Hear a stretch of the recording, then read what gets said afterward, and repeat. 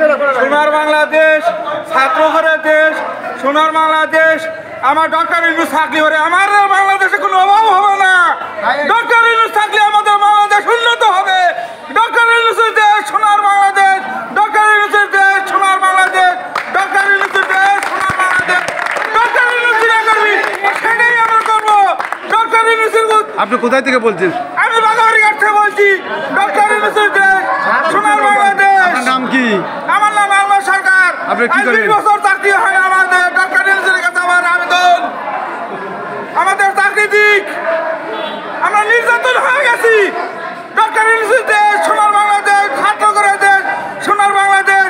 আমরা ডক্টর ইউনূসের কাছে আবেদন করছি যে সরকার আমাদের চাকরি দিবি। আইসে সোনার বাংলাদেশে ডক্টর ইউনূস যেটা করবি এটাই ঠিক।